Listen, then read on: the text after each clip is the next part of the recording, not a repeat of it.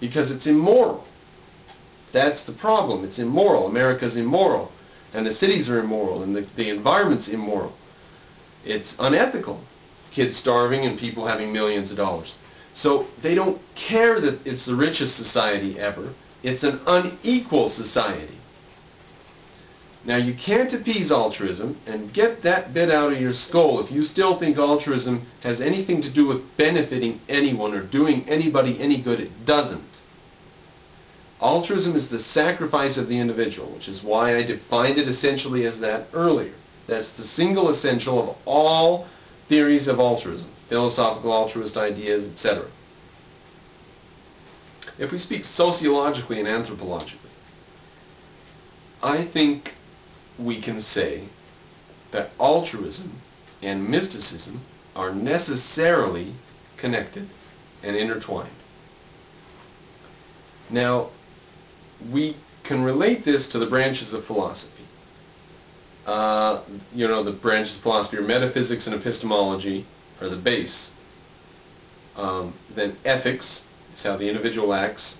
Politics is how society has to treat the individual and the relationship there. And aesthetics is art, the fifth branch. But the first and second branch, epistemology and metaphysics, the nature of reality and the nature of our mind, that's of the deepest branch. And if you have views in that branch, things you say in the other branches don't matter. Because the views in your metaphysical and epistemological views, those trump everything at the end of the day. So you can be inconsistent, and you hold one thing epistemologically and metaphysically, you hold a view. And ethically and politically you hold the opposite. Guess what trumps at the end of the day in your subconscious? Guess what trumps in your feelings? Guess what trumps in your motives? The belief you held epistemologically, metaphysically. Always takes trump card over ethical, political, and aesthetic beliefs. Now, the reason that's important is because when we identify mysticism and we identify altruism, we're identifying two phenomenon in two separate branches of philosophy. Mysticism is an epistemological phenomenon. Altruism is an ethical/political phenomenon. However, altruism has implications in mysticism. Altruism necessitates mysticism, and mysticism implies altruism.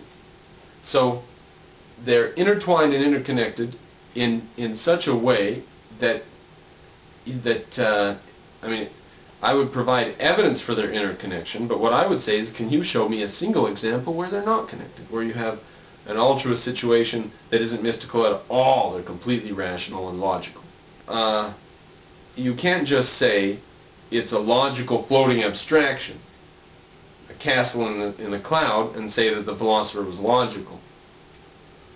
So, if that were the case, every philosopher in history is logical. Hell, even the Oriental mystics are logical, if that's all you need. From Philosophical Detection, Chapter 2. And we're just going to read 2.5 paragraphs. That's all we're going to take. We're going to be done with this. As a philosophical detective, you have to remember that nothing is self-evident except the material of sensory perception. Now, objectivism believes, by the way, if you're not an objectivist, you might not know this. Objectivism believes that all of the information man has comes from the 5 senses. All of it.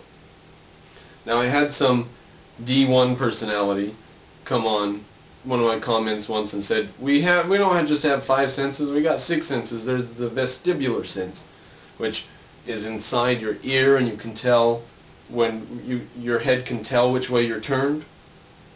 And fine, if you want to nitpick, call it 6 senses. We got 5 main senses from which we get our information from reality.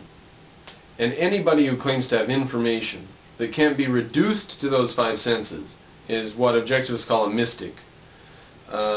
So going on from there, and that an irreducible primary is a fact which cannot be analyzed or derived from antecedent facts. So sensory perception, facts cannot be analyzed and cannot be derived from other facts. Facts that come into the body through sense perception cannot be analyzed. Now, if somebody tells you to explain the color red, and you can't, and they say that, see, reason is limited. Red is a sensory perception. You can't explain it, you can't analyze it. It's primary. It is the stuff from which everything is built. Now, it confuses some people. How could you not analyze it? How could you not break it down and see more about it? But the point is, at some point there does have to be something you stand on. And it just happens to be the five senses. If you think about it and work with it, you always come back to the physical reality. That's concretization of something, is bringing it back down to reality. Breaking down justice into constituent concepts, and down from there into particulars, and into instances, and to concretes. Every concept has to come down to concrete instances.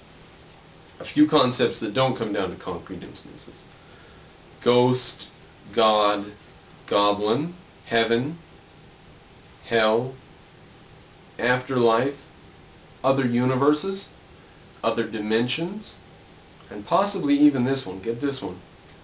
The idea of a contradiction has to be at some point some sort of a floating abstraction. It can't be concretized, because to show a contradiction in reality would be bizarre, wouldn't it?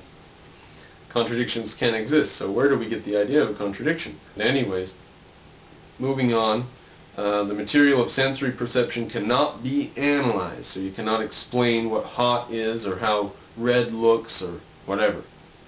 Now, there was a scene in the movie Mask, which was about a guy with a big facial deformity and had a huge jaw, and met some girl who was blind, and she wanted to know what colors looked like, and he couldn't figure out a way to explain it. And I was very young when I saw this. It's only thinking back on it, that this is as deep as it was. At the time, it meant nothing to me, really.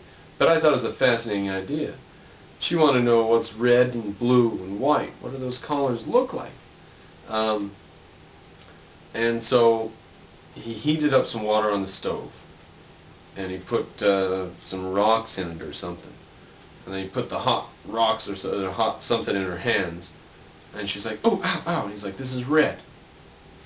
And then he gets some ice, and he's like, "This is blue." And he puts that in her hands, and she feels that. And then he gets cotton balls and puts in her hands, and he says, "This is white." And we think of those as white and red and blue because we see it. And someone 150 years ago would not think of cotton as white. They would think of it as dingy or colored or gray or matted or something. So if they felt that, they would never think of white from that. I mean, it's just ridiculous to think you can concretize colors. Colors are basic sensory perception. You can't get below them, you can't explain them, and you cannot communicate them to somebody else, except just, like if they say, "What do you mean by it's blue?" And you would look at them because you wonder if they're insane or not. And you would say, "It's blue." "You speak of English, Poppy?" How can I explain what do I mean by it's blue? Now, this is as bizarre as it gets when someone says to you, you can't just say existence exists. What do you mean existence exists? What do you mean reality? What do you mean when you say reality? I don't know what you mean by that word.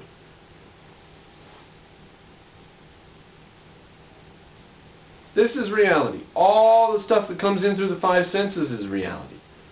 Existence exists. What's existence? This stuff around us. Everything.